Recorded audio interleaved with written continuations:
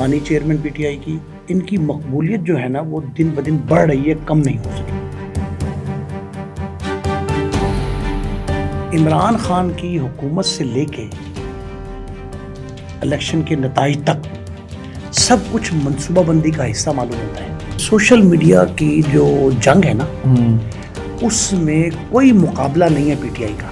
उनके सियासी रवाबित बहुत मजबूत, उनके ब्यूरोक्रेसी से रवाबित बहुत मजबूत है, पुलिस के साथ ताल्लुकात बहुत मजबूत है, इंतजामी अफसरान का घुल मिल के उनके साथ बैठना। अस्सलाम वालेकुम नाज़रीन, मैं हूं जवाद ज़ैदी और आप देख रहे हैं एडिटोरियलिज्म। नाज़रीन, पाकिस्तान में एक पार्टी जिसने दावा किया था कि वो पंजाब में 100 से ज़्यादा नशिस्तें लेगी इलेक्शंस में, लेकिन इलेक्शंस का इख्तिताम हुआ, 10 रोज़ गुजर गए, वो पंजाब में क्या पूरे पाकिस्तान से 100 सीटें भी ना ले पाई।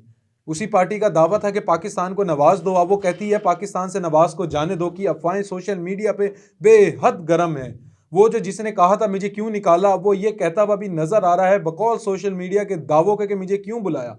पाकिस्तान में इलेक्शंस तो हो गए, क्या वो जेल में बैठा हुआ एक शख्स इतना ताकतवर है कि उसने पूरे निज़ाम को मफलूज करके रख दिया है। 10 दिन हो गए हैं इलेक्शंस को हुए हुए पाकिस्तान में, लेकिन कोई एक ऐसी पार्टी नहीं है जो विफाक में हुकूमत बनाने के लिए आगे आए। कभी दावा किया जाता है कि नून लीग और पीपल्स पार्टी मिलकर हुकूमत बनाएंगे, लेकिन शराइत ऐसी रखी जाती हैं कि दोनों पार्टियां एकदम पीछे हो जाती हैं। पाकिस्तान में इलेक्शंस खत्म हो गए, हुकूमत में कोई ना आया, वो जेल में बैठा हुआ अभी तक आगे जा रहा है, और जिसकी एक तस्वीर मंजर आम पर आती है इलेक्शन से एक दिन पहले तो पूरी सियासी कैंपेन हिल जाती है। कल अगर ये इसी की सियासत से भी अगर थोड़ी सी किनारा कशी करें तो कल पाकिस्तान में के दिल समझे जाने वाले शहर लाहौर में एक कत्ल होता है बिलाज टीपू वाले का, और उस पर भी आज बात करेंगे। हमारे साथ मौजूद हैं सीनियर साफ़ी व तजिया का नई मुस्तफ़ा साहब। अस्सलाम वालेकुम। सर, पाकिस्तान में इलेक्शंस ख़त्म हो गए, 10 रोज़ हो गए हैं, हुकूमत में कोई नहीं आ रहा। देखिए, जो हुकूमत साजी है ना, ये हुकूमत साजी को 1-2 दिन का वक्त नहीं होता, ये टाइम किलिंग जॉब है। सर, टाइम किलिंग जॉब है, आपकी बात काट रहे हैं शुरू में, लेकिन सीटें उस कदर नहीं आ सकी। सीटें अपनी जगह पे हैं। देखें, वो तो अवामी पजीराई मकबूलियत की बात है, इसमें तो कोई शुबा नहीं है। इस इलेक्शन ने ये साबित कर दिया कि पीटीआई की, माननीय चेयरमैन पीटीआई की, इनकी मकबूलियत जो है ना वो दिन ब दिन बढ़ रही है, कम नहीं हो सकी। कम नहीं हो सकी। ये बात जो हकीकत पसंदाना ऑन ग्राउंड फैक्ट्स वो मानने चाहिए। लेकिन मेरा, अगर आपको वो प्रोग्राम याद हो जो इलेक्शन से पहले हमने किया था और इलेक्शन के बाद उसको दोहराया भी गया, उसी की सिलसिले की एक और कड़ी भी की गया प्रोग्राम, उन दोनों प्रोग्राम में मैंने अर्ज़ किया था कि इमरान खान की हुकूमत से लेके इलेक्शन के नताइज तक सब कुछ मंसूबाबंदी का हिस्सा मालूम होता है। एक मैंने ये कहा था। दूसरा मैंने कहा था कि ऐसी सूरत हाल में जब गैर यकीनीपन होता है और मायूसी होती है, यास के बसेरे थे हर जगह, ऐसी सूरत हाल में कोई अनटूवर्ड ही इनकलाबी इक़दाम सामने आते हैं।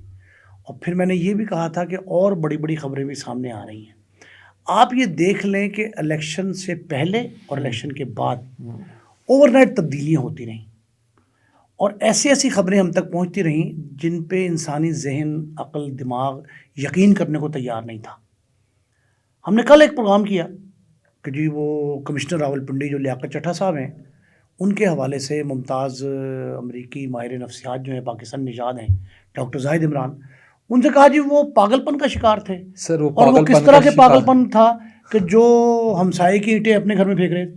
सर, पागलपन का, हमसाये की ईंटें अपने घर में फेंक रहे थे, पागलपन का शिकार थे, सोशल मीडिया की एक जमात समझा जाने वाला, उसका कारकुन तो उसको सही समझ रहा है। अच्छा, सब सही है, सब कुछ ठीक है। मैं ये कह रहा हूँ कि सोशल मीडिया की जो जंग है ना, उसमें कोई मुकाबला नहीं है पीटीआई का। सोशल मीडिया से इलेक्शन जीत गए हैं वो। सोशल मीडिया असरअंदाज हो रहा है, लेकिन किसी हद तक। जब हक़ाइक़ सामने आएंगे ना, और मैं जो फोर्स ही कर रहा हूँ वो नहायत भयानक भी हैं, ख़तरनाक भी हैं और होशरुबा भी हैं। कैसे होश आएंगे आपके? यकीन नहीं आएगा कि सारे मामलात के ताने बाने कहाँ से मिलते हैं और कहाँ से जो है वो रस्सियाँ खींची जा रही हैं और ढील छोड़ी जा रही है। वाकई ये एक। दूसरी बात और सुने, इस सारे सिनेरियो में एक बात बड़ी अहम सामने आई है, पता नहीं हम लोग गौर नहीं कर पा रहे उस पर। बेशतर वाक़यात और मामलात, सियासी अमूर, नताइज से मुतालिक, पोलिंग डे के, इनका कहीं ना कहीं जोड़ जो है ना, कहीं ना कहीं सिलसिला, कहीं ना कहीं कड़ी जो है वो किसी प्रॉपर्टी माफिया से मिलती है। आपने बलाज के कत्ल का जिक्र किया, हाँ जी, उसके ताने बाने भी प्रॉपर्टी से। और उसके यूएई से लेके और लाहौर तक। टीपू वाले की वैसे एक हिस्ट्री चलती है। नहीं वो टीपू ठीक ट्रक है, वाले की। बिरला ट्रक वाला, उसके फर्जंद टीपू, ट्रक वाला, के बाद बलाज उनका बलाज। बेटा, अब मसब जो मुद्दई है इस हाँ मुकदमे जी। का, जिसमें तीफी बटर गोगी भट्ट को नामजद किया पता है एक और बेटा है इनका। अबेटमेंट में, हाँ। 109 में वो नामजद हुए। अच्छा, ये इनके वालिद के कत्ल में भी यही दोनों नामजद हुए थे, टीफी वालिद में भट्ट। भी, दादा के कत्ल में भी, ये तीनों ही नामजद, दो नामजदियां चल यही रही दो। देखिए ना, ये असल में गैंग वॉर है। हैं। ये कहते हैं गैंग वॉर के जरिए जो है ना मामला चल रहा है, और गैंग वॉर इस अंदाज की है कि वो दरमियान में एक तवक्कुफ आया, को वक्फा हुआ, लेकिन फिर शुरू हो गई। लेकिन मेरा ख्याल ये है कि शायद ये अभी ना ये कंफर्म नहीं है कि तीफी और गोगी के यहाँ मुलव्वसों ने कुछ शवाहिद अभी तक जो है ना सामने नहीं आए, 24 घंटे गुजरने वाले हैं। लेकिन एक बात बहुत ज़रूरी है, मैं जो कह रहा हूँ कि प्रॉपर्टी माफिया जो है ना, प्रॉपर्टी माफिया वो कहीं तो बाकायदा फंडिंग में मुलव्विस है, बराह रास्त प्रॉपर्टी माफिया को सरमायाकारी। पाकिस्तान में ना एक आप कह सकते हैं कि एक बहुत बड़ी पावर भी समझा जाता है, प्रॉपर्टी का बिजनेस। प्रॉपर्टी टाइकॉन है, बिजनेस अपनी जगह पे है। नहीं सर, इस business बिजनेस को- से वाबस्ता जो टाइकॉन है उन्हीं की तरफ इशारा जा रहा है। उनकी तरफ क्या है, उनके सियासी रवाबित बहुत मजबूत उनके है, ब्यूरोक्रेसी से रवाबित, बहुत मजबूत है, पुलिस के साथ ताल्लुकात, बहुत मजबूत है। इंतजामी अफसरान का घुल मिल के उनके साथ बैठना, खाना पीना इकट्ठा, तमाम मशागिल उनके इकट्ठे, ये सारे मामला जो है ना, इनकी वजह की बिनाद पर ये कहीं ना कहीं इसके ताने बाने प्रॉपर्टी से, उनके टाइकॉन से, और ये हमारे यहाँ तो आलमगीर शोहरत के हामिल हैं प्रॉपर्टी वाले। आलमगीर शोहरत के हामिल हैं अब अभी प्रॉपर्टी देखें वाले। यहाँ बैठ के दुबई की प्रॉपर्टी सेल हो रही है। सर हो रही है, वो सब कुछ हो रहा है। ये सिलसिला जो कड़ी चल रही है ये कब रुकेगी? देखिए, ये तो कुछ नहीं कहा जा सकता। आप ये देखें कि बहुत से अहम अदालती फैसले सिविल कोर्ट्स में तो होते होंगे, मैं आला अदालतें जो हैं, आला अदलिया, अदालत उज़्मा तक, इन लोगों की रसाई इस कदर है कि इनके जो हाथ है ना वो बड़े लंबे हैं, कानून से लंबे हाथ इनके हैं, इन लोगों के। ये लोग जिसे चाहते हैं जहाँ चाहते हैं बिठाते हैं। अभी लियाकत चट्टा साहब का, कमिश्नर रावलपिंडी का जो मामला है, उसके ताने बाने भी सारे के सारे अलकादिर ट्रस्ट से लेके आप ये अंदाज़ा लगा लें कि डीजी खान डिवीज़न से और पिंडी डिवीज़न तक के इलाके जो हैं, वहाँ के दो बड़ी डिवीज़नें, उन दोनों के कमिश्नर रहे वो लियाकत अच्छा चट्टा। सर, लियाकत चड्ढा साहब कमिश्नर रहे तो अब पाकिस्तान से निकलते आगे की तरफ बढ़ते हैं। इलेक्शंस हो गए, हुकूमत बनने वाली है, IMF की किस्त हमारे पर मंडला रही है, हमने लेनी है हर सूरत, वरना हम डिफ़ॉल्ट के खतरा हमारे पर, अगर सही लफ्ज़ हो तो डिफ़ॉल्ट में हम खड़े हैं। अच्छा, ये सेकंड लास्ट क्वेश्चन है, फिर हम उसके लास्ट की तरफ भी बढ़ते हैं। अमेरिका पाकिस्तान के इलेक्शंस को चैलेंज कर रहे हैं, वो नहीं मान रहे। क्या पाकिस्तान ने कभी ऐसा किया कि अमेरिका ने कहीं नहीं कहा, अमेरिका ने बतौर स्टेट, लेकिन सर जो उनके बयानात आ रहे हैं उनके बतौर स्टेट तो नहीं कह रहे, लेकिन उनके जो मिनिस्टर्स हैं, वो जो नहीं, पब्लिक लॉबीज हैं जो उनकी, वो पर्सनैलिटी बेस्ड बयानात हैं। अमेरिका कहीं कंडेम नहीं कर रहा, अमेरिकी सफ़ीर ने कहीं नहीं कहा, अमेरिकन स्टेट गवर्नमेंट ने कहीं नहीं कहा। अमेरिका के चंद लोग जो नापसंदीदा हैं, उनके 3-4 वजूहात होती हैं। हमारे प्राइम मिनिस्टर ने बड़ा अच्छा जवाब दिया कि अमेरिका को क्या तकलीफ पड़ी। अमेरिका में इलेक्शंस होते हैं, हमने तो कभी भी नहीं कहा, पाकिस्तान ने तो किसी ने नहीं कहा कि हम इलेक्शंस नहीं मानेंगे। कोई भी मुदाखलत नहीं करे, कोई मुल्क किसी को ऐसी नहीं, हम जहाँ।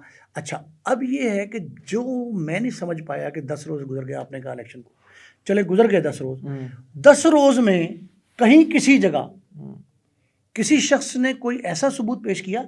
आज आपको पता है अदालत में क्या समाअत हुई? अदालत में आज ये समाअत हुई कि जी ये फॉर्म 45-47, उन्होंने कहा जी, पूछा वकील साहब से कि वकील साहब आपके पास ओरिजिनल है? उसने कहा नहीं है। उसने क्यों नहीं है? उसने कहा जी हम जो है वो इस खदशे के तहत घर रखाए हैं, छुपाए हैं कि छीन न ले कोई।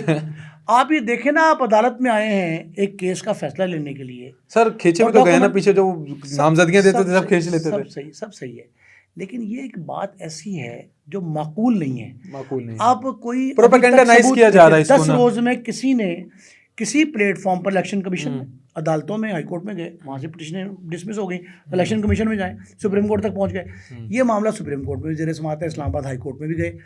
अब आप ये देखें कि इस्लामाबाद हाई कोर्ट तक केस चला गया, लेकिन अभी तक किसी जगह कोई ऐसी दस्तावेज, कोई डॉक्यूमेंट ऐसा नहीं मैसर आया जिससे ये कहा जाए कि ये एक मशीन, सोशल मीडिया पे चल रहा है, एक मशीन पकड़ी गई रायल पार्क में, एहसान राना नामी शख्स की थी, वो PTI का, मुस्लिम लीग नून का बड़ा रहनुमा है, उसकी प्रिंटिंग मशीन थी।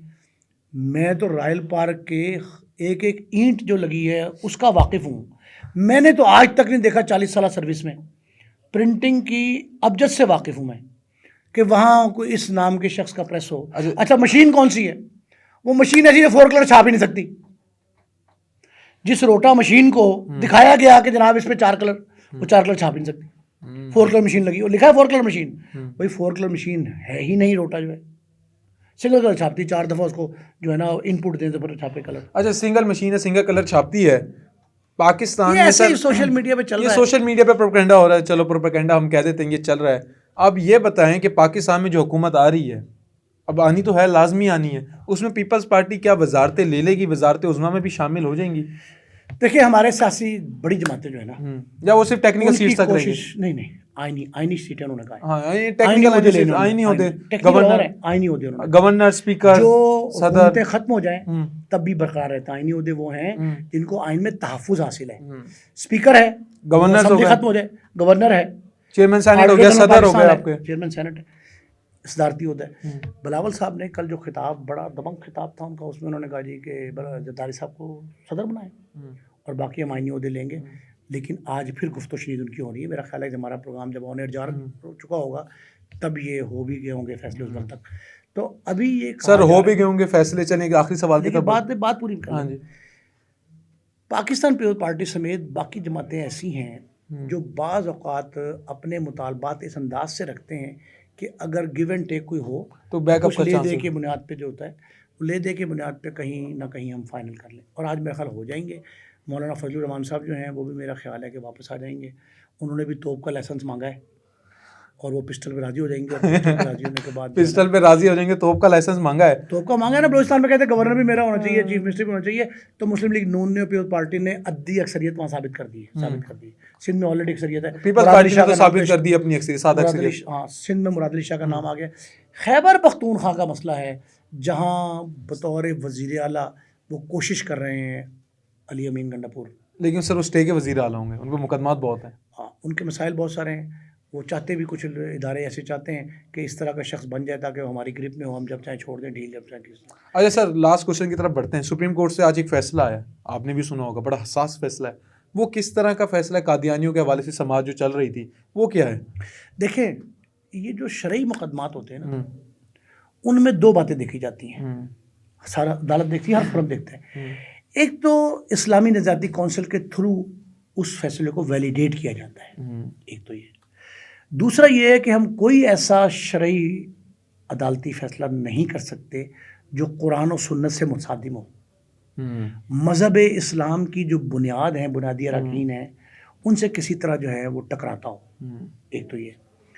अब इसमें देखना ये भी आया है फैसला, अभी लोगों के नज़र से नहीं गुजरा और ना मैं इस तरह पढ़ सका हूँ कि वो कुरान पाक की इशाअत, उसकी तशहीर, उसकी तालीफ़, उसकी तदवीन, ये सारा कुछ उनको इजाज़त मिल गई है कादियानियों को। कादियानियत का मसला जो है ना वो पिछले दौर में बहुत ज़्यादा सामने आया था। इमरान खान साहब का दौरे हुकूमत था, पीटीआई के दौरे हुकूमत में बहुत से अहम सरबराहों के बारे में ये इल्ज़ाम सामने आया था कि वो कादियानी हैं और उनको सरबराह लगाया गया है किसी गैर मुल्की ताकत कह रहा हूँ, उसके दबाव के तहत। तो वो बड़ा शोर मचा था और ये हमारे मुसलमानों के बुनियादी अकायद की खिलाफ वर्जी है कि आप जो शख्स हुज़ूर सल्लल्लाहु अलैहि वसल्लम उनको अगर आखिरी पैगंबर नहीं मानता, आखिरी नबी तस्लीम नहीं करता, तो हम उसे पार्लियामेंट ने काफिर करार दिया। तो उस भुट्टो साहब के दौर में जो काफिर करार दिया गया, ये फैसला बड़ा तारीख़ी अहमियत का हामिल है। सारी जमातों ने इस पर इत्तफ़ाक़ राय किया था और अब ये मजहबी जज्बात को भड़काएगा ये फैसला जो है। इस फैसले से मुसलमानों के आलम इस्लाम के, सिर्फ पाकिस्तान में नहीं दुनिया भर में ये एतक़ाद को ठेस पहुँचेगी। अच्छा, हमारे यहाँ प्रॉब्लम क्या है? हमारे इदारों पर से हमारा एतमाद पहले ही उठ रहा है। मेरा ख्याल हमें एहतियात करनी चाहिए कि हमारे जो ऐसे इदारे हैं ना जो फैसला कुन हैसियत रखते हैं, फैसले की हैसियत जिनकी है ना, उनको इस एतबार से ज़रा सोच समझ के दानिशमंदी के तहत हालात का तकाजा जो है ना उसके मुताबिक फ़ैसले करने चाहिए। पाकिस्तान पहले एक अजीब से भंवर में है, सियासी भंवर है, मुआशी भंवर है, बहरान है। उससे बचने के लिए बेहतरीन तरीका ये है, मेरी रिक्वेस्ट ये है कि हमारे इदारे जो ऐसे मनासिब पर फाइज हैं, जिनके आला हुकाम जो वाकई फ़ैसले जिनकी अहमियत हैसियत होती है, उनको चाहिए कि वो इस तरह के फ़ैसले देने से पहले ना थोड़ा सा हालात का जायज़ा ले लिया करें और हालात के तहत जो है ना वो ऐसे फ़ैसले दें जिससे कौम मज़ीद तज़ब्ज़ुब का शिकार ना हो, मायूसी कम फैले और जो बुरानी कैफ़ियत है उसमें कमी आ सके। बुरानी कैफियत में कमी आ सके। जी नाज़रीन, आपने देखा पाकिस्तान एक वाकई इन हालात से गुजर रहा है जहाँ पे अब पाकिस्तान को बड़े सख्त फैसले करने पड़ेंगे, सियासी चैलेंजेस, माशी चैलेंजेस, और अब जैसा कि आपने देखा कादियानियों का जो फैसला आया है उसके बाद अवाम में किस कदर का तासुब जाएगा और अवाम किधर खड़ी होगी। बहरहाल ताकत का चश्मा सिर्फ अवाम है, सर चश्मा अवाम है और अवाम है, और अवामी ही फैसलों की मकबूलियत होती है, और दुनिया में जिन कौमों में अवाम के फैसलों की मकबूलियत होती है वही तरक्की करते हैं। इस दुआ के साथ कि पाकिस्तान तरक्की करे और हमारे मुल्क में अमन आए और सियासी हुकूमतें जो आएँ वो भी परवान चढ़े ताकि जमहूरियत का सिलसिला भी चलता रहे। हमें दें इजाज़त, मिलते हैं एक नए प्रोग्राम के साथ, तब तक के लिए अल्लाह निगहबान।